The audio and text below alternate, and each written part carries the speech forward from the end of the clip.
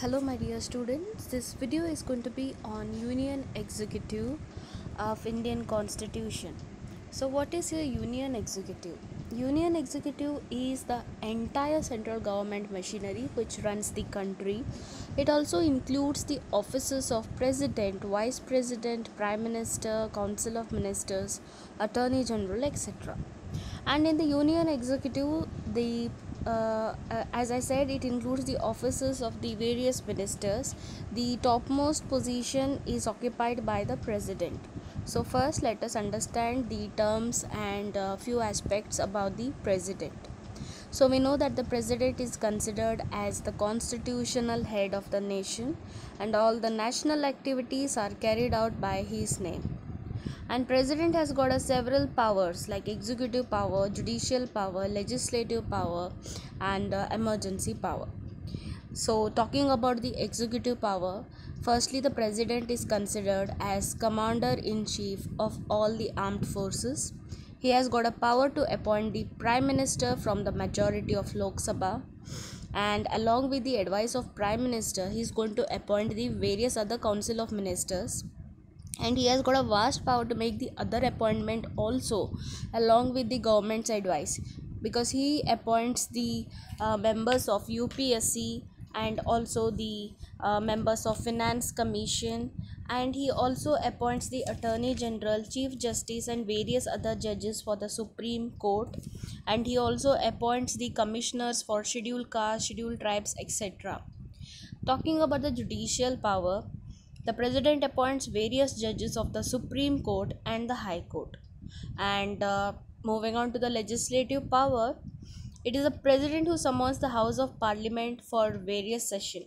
He can send messages or address the joint sessions of the Parliament.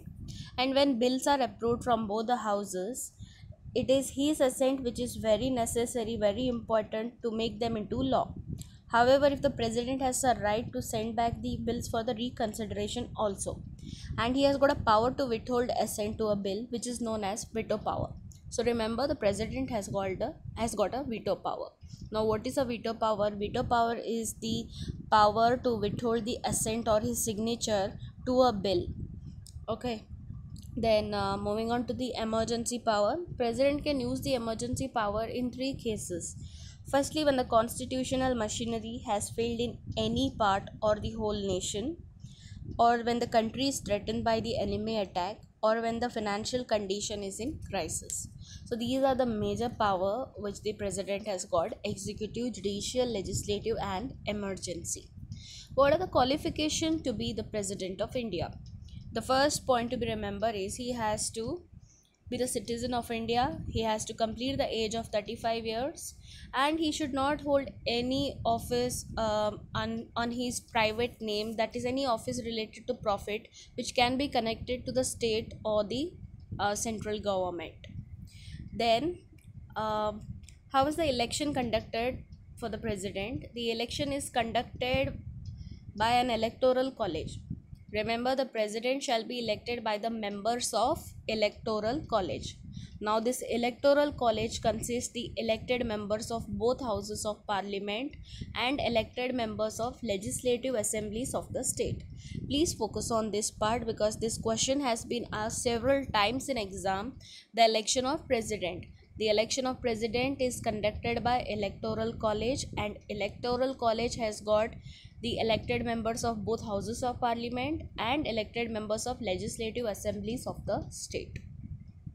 So what is the term of office of president? The president shall hold the office for the term of 5 years.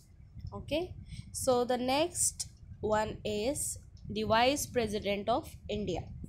Now the vice president of India has got a significant role to play only when the president resigns or incapacitated in any other way, in which case he becomes the active president. Otherwise, by virtue of his office, he is the chairman of the Rajya Sabha presiding over it. And talking about the eligibility criteria, it is same as the president. He has to be the citizen of India, he has to complete the age of 35 years, and he shouldn't hold any private office by his own name earning profit which can be related to the state or the central government. And the term is also the same, that is of 5 years. Then Moving on to the next important part of Union Executive, that is the Prime Minister.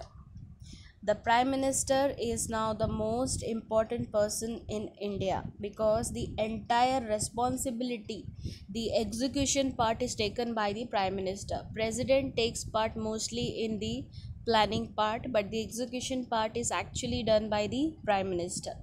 The Prime Minister occupies a pivotal place in a parliamentary democracy, and the entire political system revolves around him. And the Prime Minister of India carries the burden of the hopes and aspirations of more than a billion peoples, which account for the one-sixth of the population on this planet. Now, what is the term for the Prime Minister?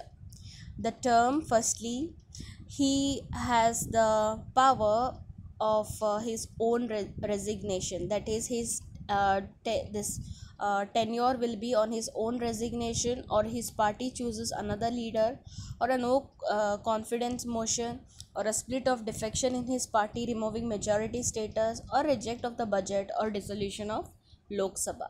So this is about the tenure of Prime Minister, because there is no fixed term of office of the Prime Minister. Remember this point. Then let us understand what are the powers of Prime Minister. Firstly, the Prime Minister selects the members of Council of Ministers along with the President, and he allocates the portfolio among the ministers, and he has got a power to make them to resign also if they are not performing as per the plan. And Prime Minister is the chairperson of Planning Commission, and Prime Minister advises the President on all important matters like appointment of judges of the Supreme Court and High Court, and Chief Election Commissioner, and the Auditor General. And he also advises the President on dissolving of the Lok Sabha and the declaration of emergency.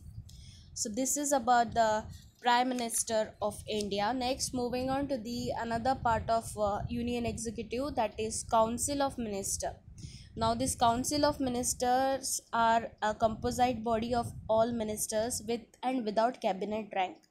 It mainly includes the Prime Minister, who is the leader or the head of the Council of Ministers, and it is the Prime Minister who selects the minister, allocates them the portfolios, monitors their work, and asks them to resign if they do not perform. And there are a few categories of minister. First comes the Cabinet Minister. A minister of higher rank is a cabinet minister. Remember, a minister which is of the higher rank is the cabinet minister, and Prime Minister and all such ministers of higher rank form the cabinet, while the Council of Ministers consists of ministers of all the rank. Then the next one is Ministers of State.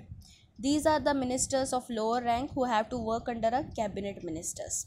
Then the next one is Deputy Minister. These ministers also assist the cabinet minister. They perform such functions as may be assigned to them by the cabinet ministers time to time. They do not enjoy any independent powers. Then the next is in the Council of Ministers comes the parliamentary secretaries. In addition to various ministers, the Prime Minister may appoint a few parliamentary secretaries also. They assist the cabinet ministers during the session of parliament. Usually young promising members of the ruling party are appointed as a parliament secretary in order to groom them for the future.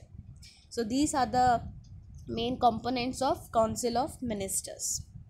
Then the next part of the Union Executive is Parliament. As we all know, India has adopted the parliamentary form of democracy, and it is also called as a Westminster model. The parliament form of democracy has generally three basic characteristics. Firstly, it is for the representation of the people, responsible government, and accountable of the Council of Ministers to the legislature. And we know that the parliament consists of the president and the two houses, upper house and lower house. The upper house is generally known as Rajya Sabha, and which can also be called as the House of Elders, and the lower house is known as Lok Sabha, which is known as House of People. Now, what is the maximum strength of Lok Sabha, which is like definite question which is being asked for the exam every year. Maximum strength of Lok Sabha presently is 552. but presently it is 545 is occupied, but maximum strength can be 552, though 545 seats are occupied presently. And what is the maximum strength of Rajya Sabha? It is 233. You can keep updating yourself now and then about the strength, because strength keeps on changing. So, and it is like a definite question which will be asked for the exam every year, that is the strength of Lok Sabha and Rajya Sabha. Next, talking about the other part of the union executive is the court. So there is a main court in India which is called as Supreme Court. So what are the main informations about the Supreme Court? I shall explain you all in the next part of the video. So till then, this you all can just revise whatever I have discussed so far about the Union Executive. That is the what is Union Executive, about the President and the Prime Minister, Council of Ministers, Vice President and Parliament. So till then, have a nice day. Thank you.